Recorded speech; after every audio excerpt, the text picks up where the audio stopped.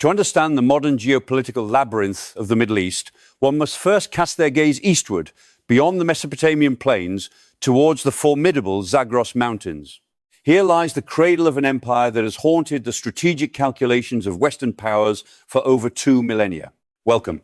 As a military historian, I have spent years analyzing the ebb and flow of empires, and few possess the enduring strategic continuity of Iran. This is not merely a modern nation-state, it is the direct, unbroken psychological descendant of the Persian Empire. When policymakers in Washington, London, or Tel Aviv look at Tehran today, they see a rogue state, a proliferator of asymmetric warfare, and a nuclear threshold entity.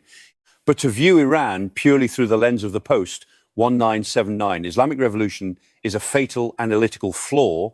The Iranian strategic mindset is forged in the crucible of antiquity. It is a mindset born of geographic vulnerability and imperial grandeur.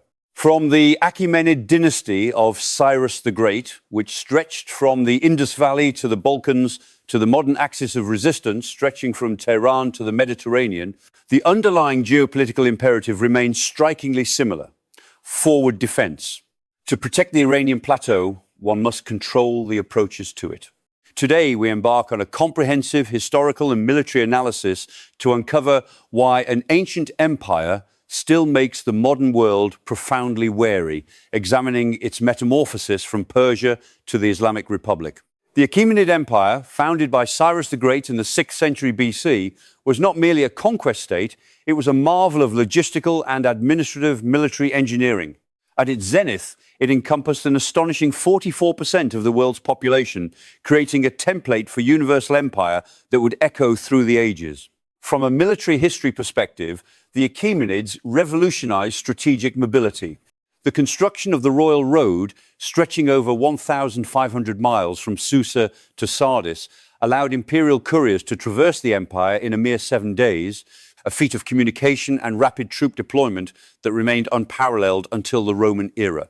This infrastructure allowed the Persian military machine to project power across vast distances, integrating diverse subject peoples into a formidable multi-ethnic army. The immortal elite infantry, the heavy shock cavalry, and the mastery of siege warfare demonstrated a sophisticated understanding of combined arms. For the modern Iranian strategist, the memory of the Achaemenid era is not distant mythology. It is the foundational proof of concept for Iranian hegemony. It established the paradigm that to secure the Iranian core, the state must dominate its periphery, projecting influence outwards to preempt external threats before they can breach the mountainous fortress of the homeland. This ancient doctrine of strategic depth remains the absolute cornerstone of Tehran's contemporary military posturing in the Middle East.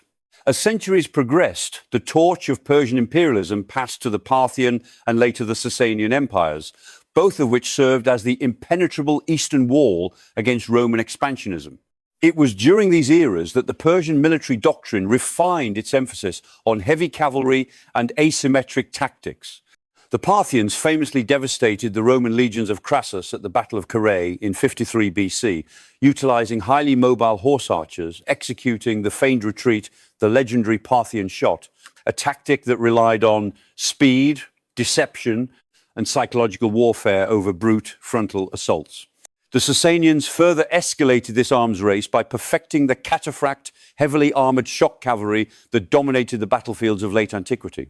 These centuries of relentless, grinding warfare against the Roman and Byzantine empires deeply ingrained a martial culture focused on attrition and the defense of the homeland against technologically or numerically superior Western adversaries. The Sasanian kings understood that their survival depended on maintaining buffer states in Mesopotamia and the Caucasus.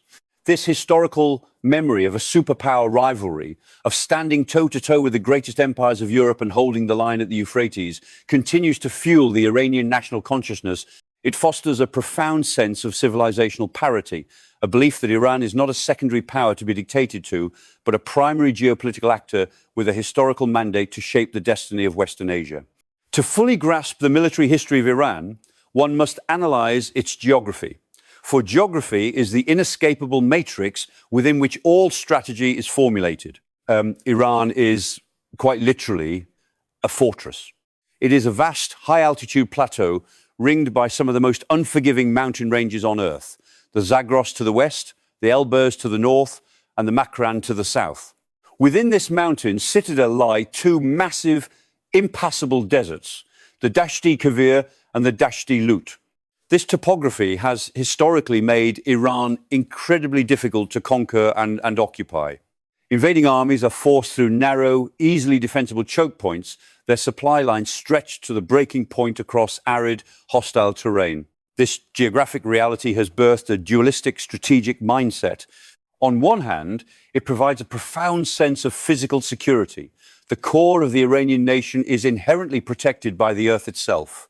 On the other hand, it creates a perpetual paranoia regarding encirclement. Because the borders are defined by mountains rather than rivers or oceans, the frontier is always porous, always contested by mountain tribes and neighboring powers. Consequently, Iranian military strategy has always sought to push its defensive perimeters beyond the mountains into the plains of Iraq, the valleys of the Caucasus, and the steppes of Central Asia. Geography dictates that for Iran to be secure within its walls, it must actively manage the chaos outside its gates. The mid-7th century witnessed a cataclysmic event that fundamentally altered the trajectory of the Persian state, the Arab Islamic conquest. The exhausted Sasanian Empire, depleted by decades of ruinous war with Byzantium, collapsed under the rapid, highly motivated cavalry assaults of the Rashidun Caliphate. From a military standpoint, it was a masterclass in mobility, overcoming static, exhausted defenses.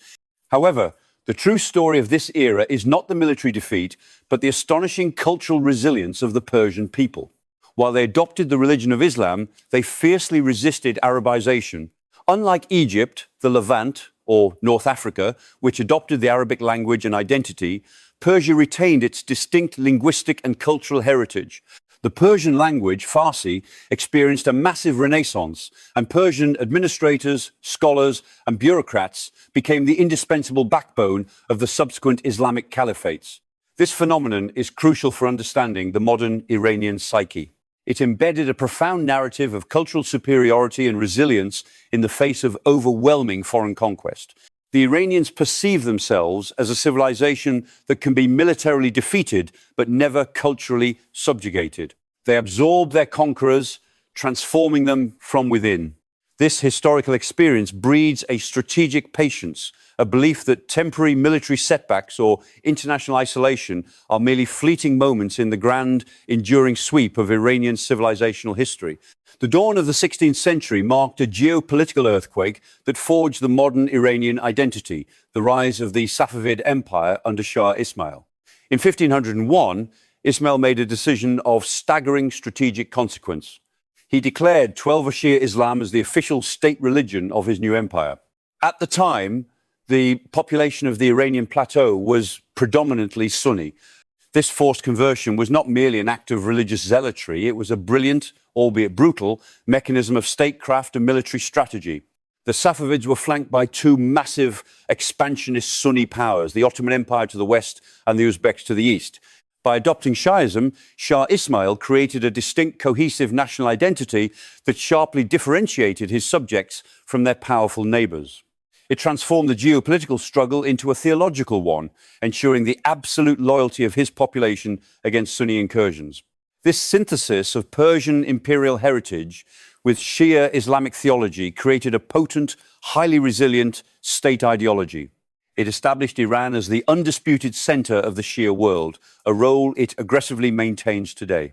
The Safavid legacy is the reason why modern Iran views itself not just as a nation-state, but as the vanguard and protector of global Shi'ism, utilizing religious affiliation as a primary vector for projecting power and influence across the Middle East. The military challenges faced by the Safavids forced a radical evolution in Persian warfare. Early Safavid armies relied heavily on the Qizilbash, highly motivated but undisciplined tribal cavalry who fought with traditional weapons. However, devastating defeats at the hands of the Ottoman Empire's gunpowder-equipped Janissaries, most notably at the Battle of Chaldiran in 1514, served as a brutal wake-up call. Under the reign of Shah Abbas the Great in the late 16th century, the Iranian military underwent a massive modernization program.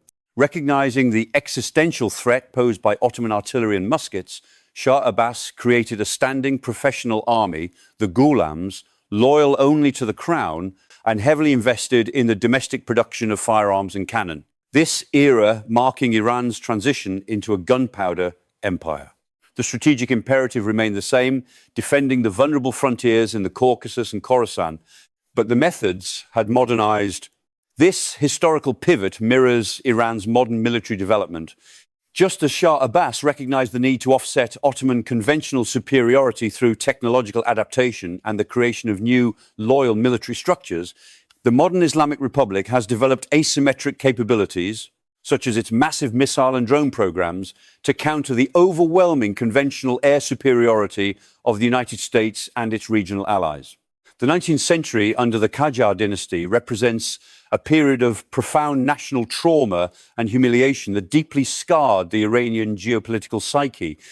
Iran found itself caught in the vice grip of the Great Game, the intense imperial rivalry between the British Empire, seeking to protect the approaches to India, and the Russian Empire, relentlessly expanding southwards towards warm water ports. Unlike the powerful Safavids, the Qajar military was woefully archaic, incapable of resisting the industrialized war machines of Europe. Through a series of disastrous wars, Iran was forced to sign humiliating treaties, such as Golestan and Turkmenchai, stripping it of its historic territories in the Caucasus and Central Asia. Furthermore, the Qajar Shahs, desperate for revenue, sold off massive economic concessions to British and Russian interests, effectively surrendering control over the nation's banking, tobacco, and infrastructure. This era of semi-colonial subjugation birthed a deep, enduring paranoia regarding foreign interference. The Iranian narrative shifted from one of imperial grandeur to one of victimhood at the hands of predatory Western powers. This historical grievance is not merely academic, it is the emotional fuel of modern Iranian nationalism. The absolute refusal to capitulate to Western pressure, the intense suspicion of foreign treaties, and the drive for total self-reliance are all direct psychological responses to the catastrophic vulnerabilities exposed during the Qajar era. The geopolitical calculus of Iran, and indeed the entire world, was irrevocably altered in 1908 with the discovery of massive oil reserves in the southwestern province of Khuzestan. This discovery led to the creation of the Anglo-Persian Oil Company, which essentially operated as a sovereign British entity within Iranian borders. From a military history perspective, oil transformed Iran from a strategic buffer state into a vital global resource hub. For the British Royal Navy, which was transitioning from coal to oil, Iranian crude became a matter of supreme national security. This resource wealth, however, proved to be a curse for Iranian sovereignty. It intensified foreign meddling and shifted the geopolitical focal point of the nation southwards towards the Persian Gulf. The Gulf, historically a peripheral maritime frontier for land-based Persian empires, suddenly became the vital artery of the global economy. Consequently, whoever controlled the waters of the Persian Gulf controlled the lifeblood of the industrialized world. This reality forced a massive reorientation of Iranian strategic thinking. The defense of the realm was no longer just about holding the mountain passes of the Zagros. It now required the ability to project power and assert sovereignty over the maritime choke points of the south, setting the stage for a century of naval tension and great power competition in the region. The trauma of foreign intervention reached its zenith during the Second World War. Despite Iran's official declaration of neutrality, the strategic realities of the conflict dictated its fate. The Allied powers desperately needed a secure logistical corridor to supply the beleaguered Soviet Union with Lend-Lease materials, and Iranian oil was crucial for the British war effort. In August 1941, British and Soviet forces launched a massive, coordinated invasion of Iran. The newly modernized Iranian army, built at great expense by Reza Shah Pahlavi, collapsed within days. Reza Shah was forced to abdicate and was sent into exile, replaced by his young, pliant son, Mohammad Reza Pahlavi. The Anglo-Soviet occupation was a profound humiliation. It demonstrated with brutal clarity that in the face of great power interests, Iranian sovereignty and neutrality were entirely meaningless concepts. The nation was partitioned into zones of occupation, its infrastructure commandeered, and its economy ravaged by wartime inflation. For the Iranian military and political elite, this event reinforced the darkest lessons of the Qajar era, that weakness invites invasion and that relying on international law or declarations of neutrality is a fool's errand. True security, they concluded, could only be guaranteed by raw military power and the ability to inflict unacceptable costs on any potential aggressor. If the Second World War demonstrated Iranian vulnerability, the events of 1953 cemented its deep-seated anti-Western animus. The democratically elected Prime Minister, Mohammad Mossadegh, had championed the nationalization of the Anglo-Iranian Oil Company, seeking to reclaim the nation's primary resource from British control. In response, the British MI6 and the American CIA orchestrated Operation Ajax, a covert coup d'etat that violently overthrew Mossadegh and reinstated the Shah as an absolute monarch. From a strategic perspective, this was a watershed moment. For the United States, it was a successful Cold War maneuver to secure oil and prevent Soviet influence. But for Iran, it was the ultimate betrayal. It destroyed the nascent democratic movement and proved that Western powers would ruthlessly crush Iranian sovereignty to protect their economic interests. The 1953 coup is the original sin in modern US-Iranian relations. It is the historical anchor for the Islamic Republic's rhetoric depicting the United States as the great Satan. The coup taught Iranian strategists that domestic political stability and independence are inextricably linked to robust security apparatuses capable of neutralizing foreign espionage and covert operations. The paranoia regarding fifth columnists and foreign-backed regime change, which heavily influences the brutal internal security policies of the modern Iranian state, was born in the fires of Operation Ajax. Following the 1953 coup, the reinstated Shah, Mohammad Reza Pahlavi, embarked on one of the most rapid and massive military build-ups in modern history. Flush with skyrocketing oil revenues in the 1970s, the Shah sought to transform Iran into the undisputed hegemon of the Persian Gulf, acting as the American-backed policeman of the region under the Nixon Doctrine. The Imperial Iranian Armed Forces became the largest purchaser of advanced American military hardware. They acquired fleets of 4 Phantoms, 14 Tomcats, AH-1 Cobra attack helicopters, and thousands of British Chieftain tanks. The military budget expanded exponentially, creating an immense, technologically sophisticated conventional fighting force. However, this military machine was structurally flawed. It was overly reliant on thousands of American technicians and advisors for maintenance and logistics. Furthermore, the officer corps was promoted based on absolute loyalty to the Shah rather than tactical competence, creating a rigid, top-heavy command structure. While outwardly formidable, the imperial military was an instrument designed for conventional regional warfare and the suppression of domestic dissent, completely unprepared for the asymmetric and revolutionary warfare that was about to engulf the nation. The Shah built a magnificent, glittering sword, but the hand that wielded it was fundamentally disconnected from the socio-political reality of the nation. While the Shah was busy constructing a modern military superpower, the domestic foundations of his regime were rapidly eroding. His ambitious socio-economic reform program, known as the White Revolution, aimed to rapidly modernize and westernize Iranian society. However, land reforms disrupted traditional agricultural networks, driving millions of impoverished peasants into sprawling, squalid urban slums. Furthermore, the Shah's aggressive secularization policies and his marginalization of the traditional merchant class, the bazaar, deeply alienated the powerful Shia clergy. To maintain control over an increasingly restive population, the regime relied heavily on SAVAK, the brutal secret police force trained by the CIA and Mossad. SAVAK's widespread use of torture, censorship, and arbitrary detention created an atmosphere of pervasive fear, but it also fueled a burning, irreconcilable hatred for the monarchy. The military, designed to fight foreign enemies, was increasingly deployed in the streets to crush protests, a task for which conventional armies are notoriously ill-suited and which inevitably leads to a collapse in morale. The glittering facade of the imperial state masked a bubbling cauldron of religious fervor, economic desperation, and anti-imperialist rage. The strategic miscalculation was absolute. The regime possessed overwhelming hard power, but had entirely lost its legitimacy and the consent of the governed.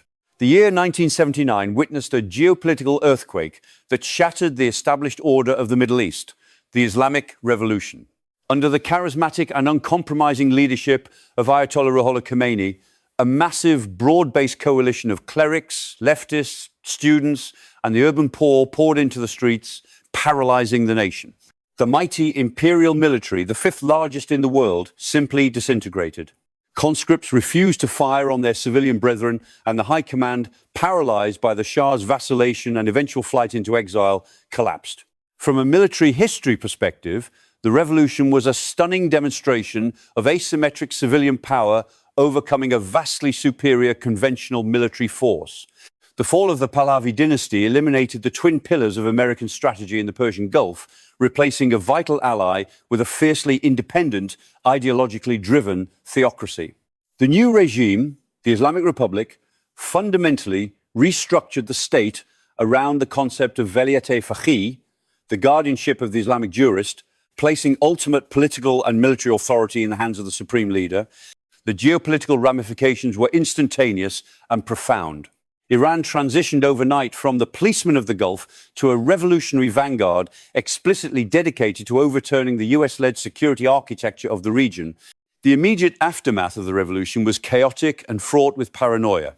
The new clerical leadership deeply distrusted the remnants of the regular armed forces, the Artesh, viewing them as dangerously loyal to the exiled Shah and susceptible to a Western-backed coup.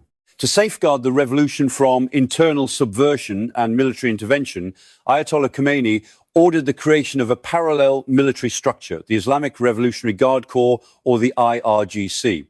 Initially conceived as a lightly armed internal security militia, the IRGC was entirely ideologically driven, recruiting from the most zealous supporters of the revolution. Concurrently, the seizure of the American embassy in Tehran and the ensuing 444-day hostage crisis completely severed diplomatic ties with the United States, plunging Iran into severe international isolation. The hostage crisis was a calculated strategic maneuver by radical elements to outflank domestic moderates and ensure a permanent state of hostility with Washington. This period established the defining duality of the Iranian military apparatus. The regular army was tasked with defending the territorial borders, while the IRGC was tasked with defending the ideological borders of the Islamic Revolution itself. Over the ensuing decades, the IRGC would evolve from a ragtag militia into the most powerful economic, political, and military entity within the Iranian state. In September 1980, perceiving Iran to be weak, isolated, and internally fractured, Iraqi dictator Saddam Hussein launched a massive surprise invasion across the border. He anticipated a swift victory that would secure his dominance over the Persian Gulf and crush the nascent Islamic Revolution. Instead, he ignited the longest conventional war of the 20th century, a brutal 8-year conflict that became the defining crucible of the modern Iranian state. The Iranian military, severely degraded by post-revolution purges and cut off from American spare parts, suffered heavy initial losses. However, the invasion triggered a massive surge of nationalist and religious fervor. The IRGC and the Basij paramilitary forces mobilized hundreds of thousands of volunteers.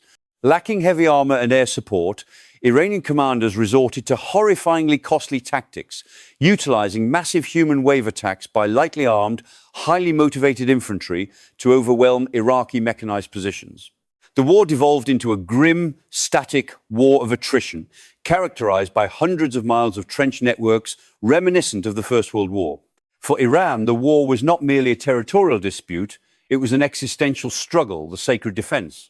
The staggering casualties, numbering in the hundreds of thousands, forged an entire generation of military commanders who learned their trade in the blood-soaked mud of Khuzestan.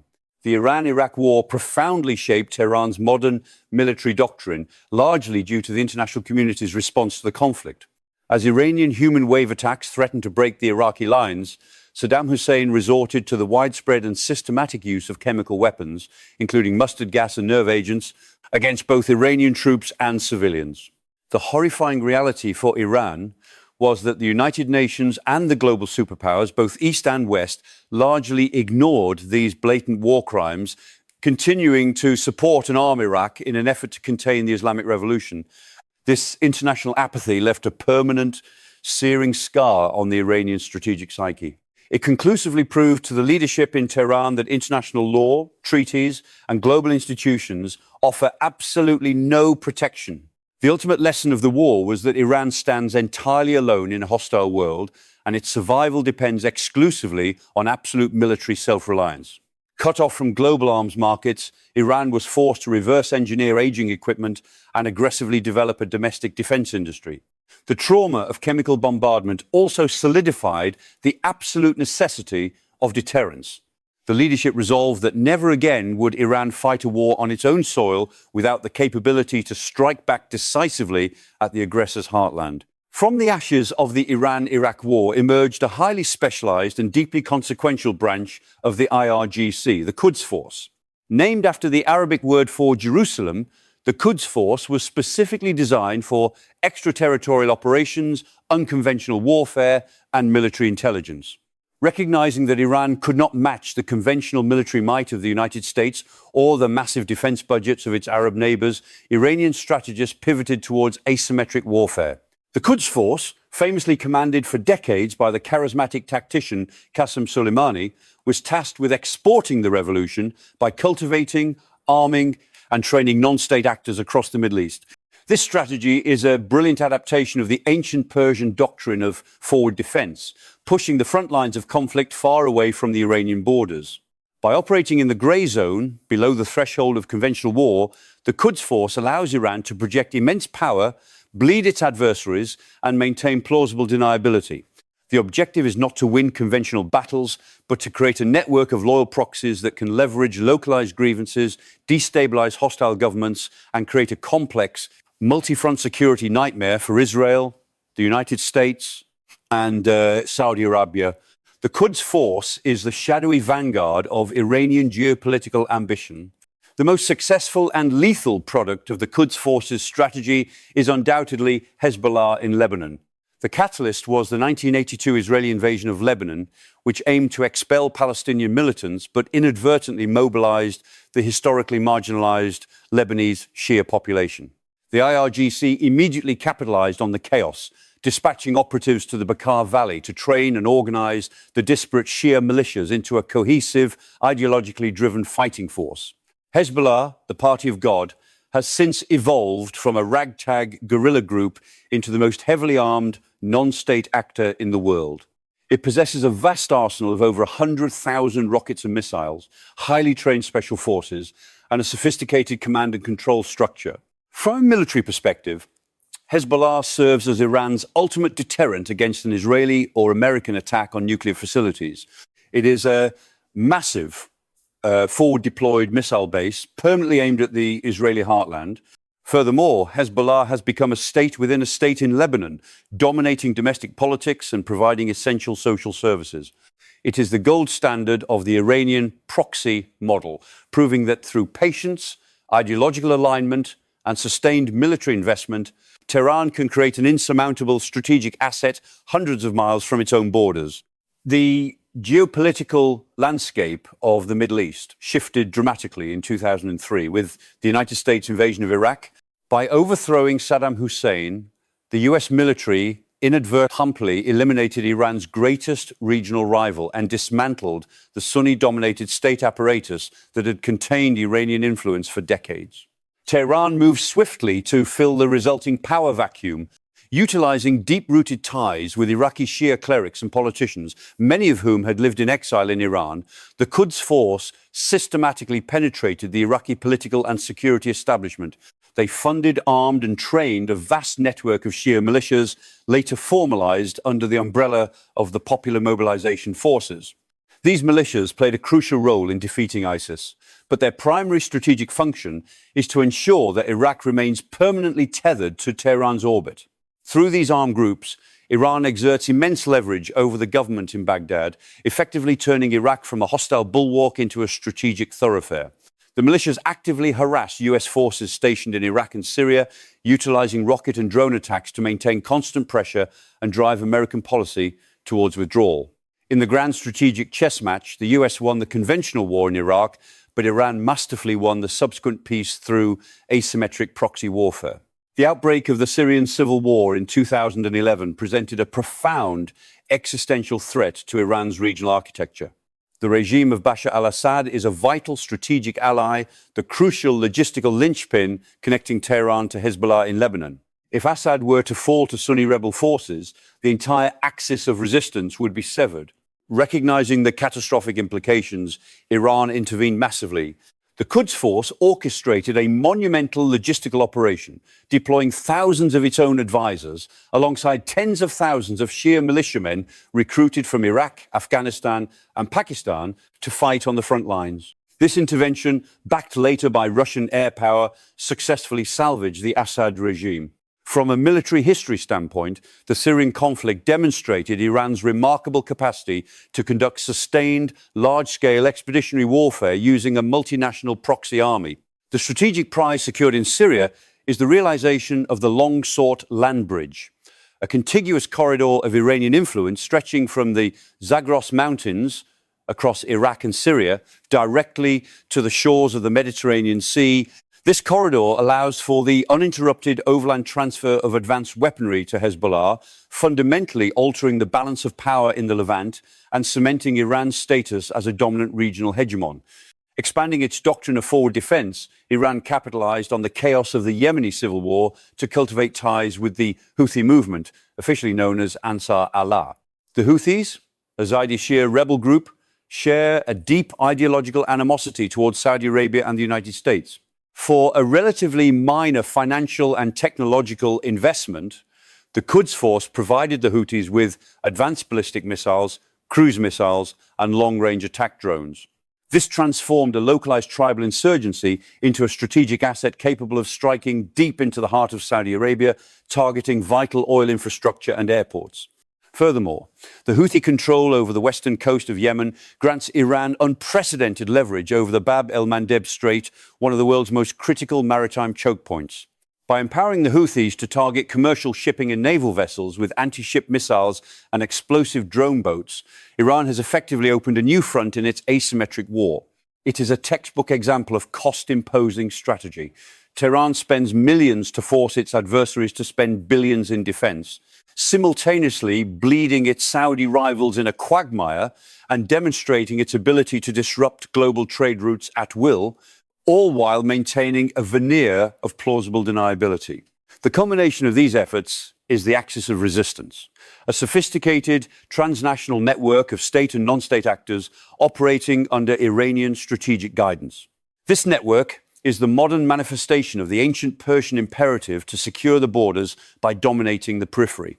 The doctrine of forward defense dictates that any conflict with the United States or Israel will not be fought on the streets of Tehran or the plains of Khuzestan, but in the ruins of Gaza, the valleys of Lebanon, and the deserts of Iraq and Yemen. This asymmetric strategy brilliantly exploits the vulnerabilities of conventional Western militaries, which are designed for state-on-state warfare and struggle against decentralized, deeply embedded insurgent networks. Iran utilizes a strategy of death by a thousand cuts, employing its proxies to conduct calibrated, low-level attacks that constantly probe enemy defenses, drain resources, and erode political will, while remaining carefully below the threshold that would trigger a massive conventional retaliation against the Iranian homeland. It is a high-stakes geopolitical game of chess where Tehran utilizes Arab proxies as the pawns to protect the Iranian king.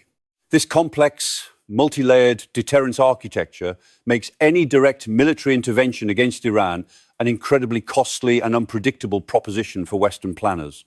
While the proxy network provides asymmetric reach, Iran's domestic hard power relies heavily on its massive ballistic and cruise missile program. Following the devastation of the Iran-Iraq war and recognizing that international sanctions would permanently cripple its ability to procure a modern air force, Tehran made a strategic decision to invest overwhelmingly in missile technology. Today, Iran possesses the largest and most diverse missile arsenal in the Middle East. This is not merely a defensive capability, it is the cornerstone of Iranian conventional deterrence. The arsenal ranges from short-range tactical rockets to highly accurate, solid-fueled, medium-range ballistic missiles, capable of striking any US military base in the region and the entirety of Israeli territory. In recent years, Iran has significantly improved the precision, survivability, and lethality of its missiles, moving from inaccurate Scud derivatives to precision-guided munitions capable of hitting specific buildings.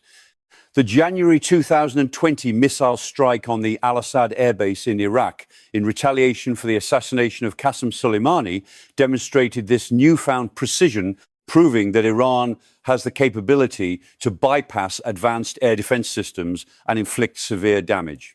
The missile program ensures that even without air superiority, Iran can project devastating kinetic power across the region. Complementing its missile arsenal, Iran has emerged as a global superpower in the development and deployment of unmanned aerial vehicles, or drones. Driven by the same necessity that birthed the missile program, Iranian engineers have created a vast array of highly effective, low-cost drone systems. The Shahed series of loitering munitions, often referred to as kamikaze drones, represent a paradigm shift in modern warfare.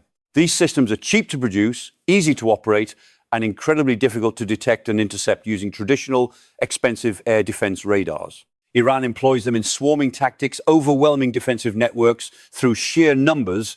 The strategic impact of this technology extends far beyond the Middle East. The export of thousands of Shahed drones to Russia for use in the war in Ukraine has dramatically altered the complexion of that conflict, demonstrating the global reach and effectiveness of Iranian asymmetric technology. By providing a cheap, precision strike capability that can devastate critical infrastructure, Iran has positioned itself as a key arms supplier to states seeking to challenge the Western military consensus. The drone program exemplifies the Iranian genius for reverse engineering and adapting commercial technology into potent strategic-level weapons systems. Looming over all aspects of Iranian military strategy is the highly contentious nuclear program. Tehran has consistently maintained that its nuclear ambitions are entirely peaceful, but the international community, led by the United States and Israel, views the program as a covert effort to develop nuclear weapons.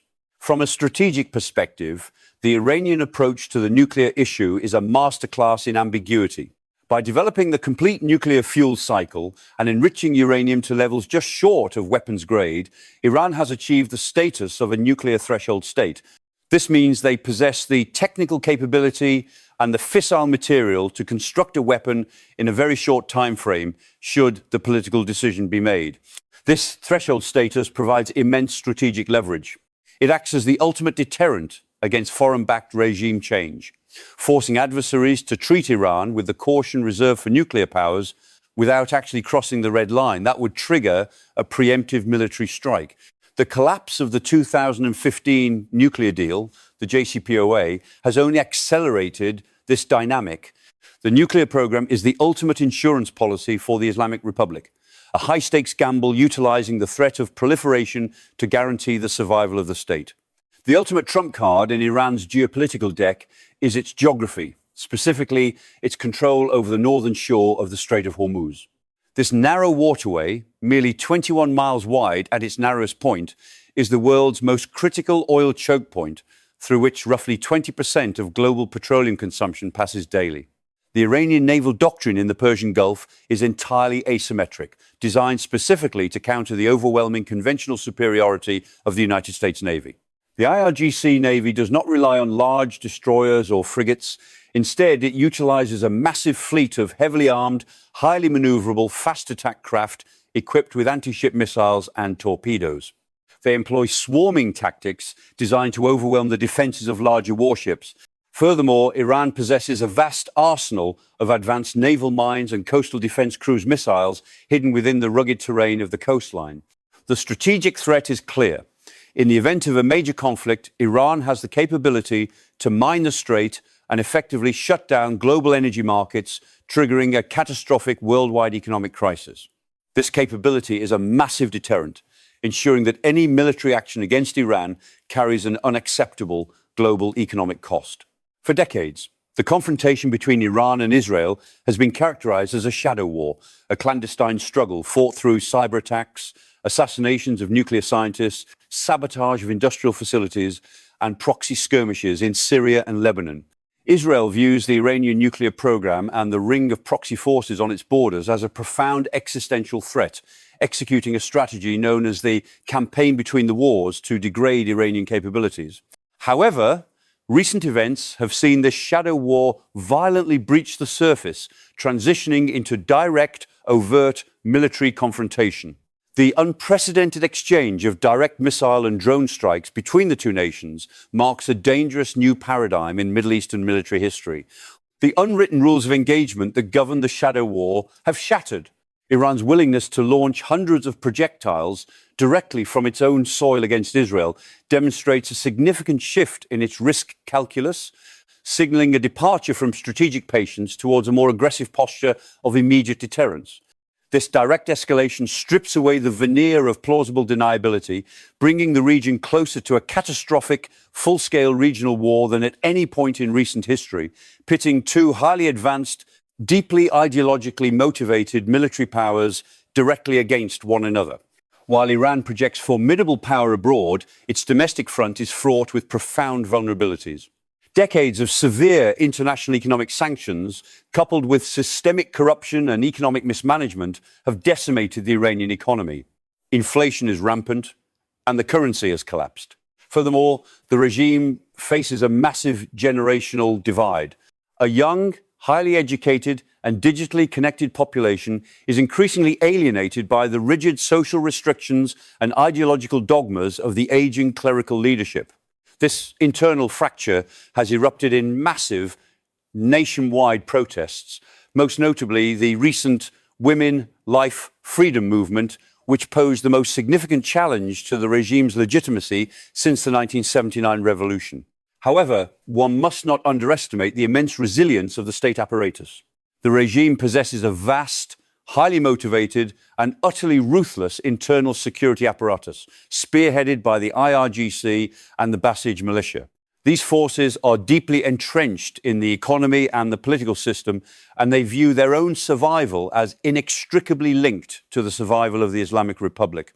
Therefore, while the domestic foundation of the state is undoubtedly brittle and deeply unpopular, the coercive power of the regime remains absolute, making a sudden collapse highly unlikely, even as internal pressures continue to mount. In conclusion, to view Iran merely as a disruptive modern theocracy is to fundamentally misunderstand its geopolitical DNA.